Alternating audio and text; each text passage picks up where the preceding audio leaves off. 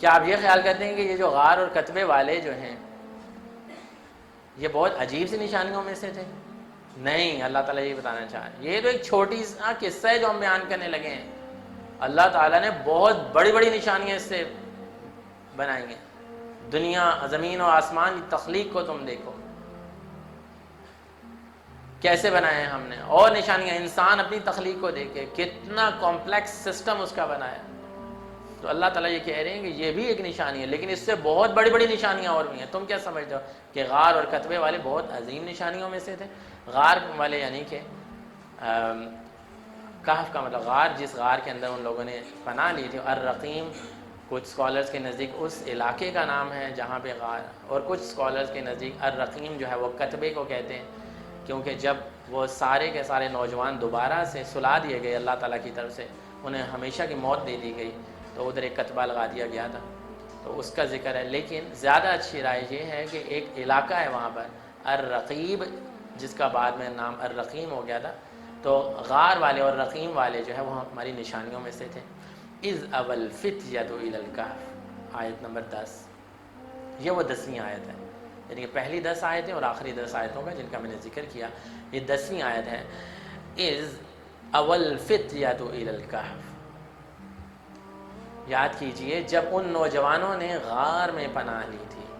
فقالوا ربنا، اب یہ نوجوان کون تھے؟ یہ وہ نوجوان تھے جو اللہ پر ایمان لے کے آئے تھے، یعنی کہ عیسائیت، حضرت عیسیٰ علیہ السلام کے پیروکار تھے اور مسلمان تھے.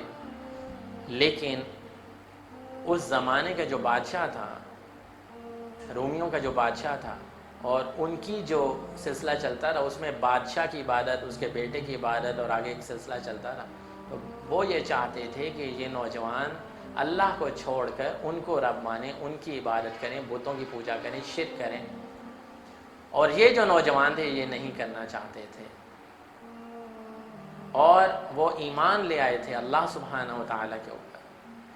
اور جب ان کو یہ کہا گیا کہ تم اگر اس مذہب کو نہیں چھوڑو گے اور شرک نہیں کرو گے تو ہم تمہیں بہت سخت سزا دیں گے، تو انہوں نے یہ بہتر سمجھا کہ ہم یہاں سے بھاگ نکلتے ہیں اور کہیں پناہ لیتے ہیں. تو وہ نوجوان گئے اور ایک غار میں انہوں نے پناہ لی، اور ان کے ساتھ ایک کتا بھی ہو لیا، یعنی کہ ان کے ساتھ چل پڑا، اور وہ غار میں چھپ گئے، اور وہاں پر 309 برس تک سوئے رہے. اللہ تعالیٰ نے آگے آیت میں اس کا ذکر کیا.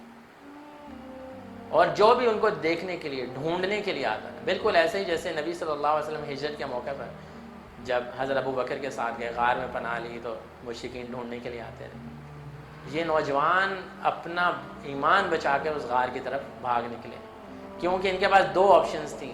یا تو یہ شرک کو اپنا لیتے اور اس وقت کا جو سب سے بڑا فتنہ تھا اس کے آگے سر ٹیک لیتے اور خوشحال زندگی گزارنا شروع کر دیتے، پیسہ بھی ملتا، سب کچھ ملتا. یا اللہ سبحانہ و تعالیٰ کی توحید کے اوپر رہ کر اپنا بے شک سر کٹوا دیتے. بہرحال یہ وہاں سے جا نکلے اور ادھر پناہ لی انہوں نے. یہ سو گئے اور باہر کتا بھی تھا، جو بھی آتا تھا اور وہ ان نوجوانوں کو دیکھتا تھا تو اس کے اوپر اللہ سبحانہ و تعالیٰ نے فرمایا کہ ایک دہشت سی طاری ہو جاتی تھی اور وہ ادھر سے بھاگ نکلتا تھا.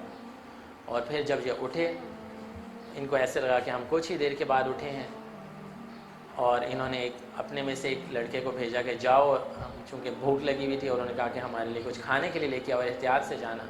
تو جب اندر مارکیٹ میں گیا تو 3 صدیاں گزر چکی تھیں، اور عیسائیت یعنی عیسائیت کا پورا بول بالا ہو چکا.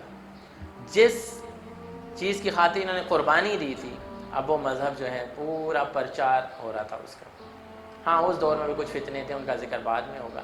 لیکن انہوں نے جب ایک تندور سے یا کہیں سے روٹیاں لینی چاہیں تو لوگوں نے کہا یہ کون سی کرنسی تم دے رہے ہو، یہ تو کرنسی ختم ہو چکی ہے، یہ تو ہم نے آج تک دیکھی نہیں.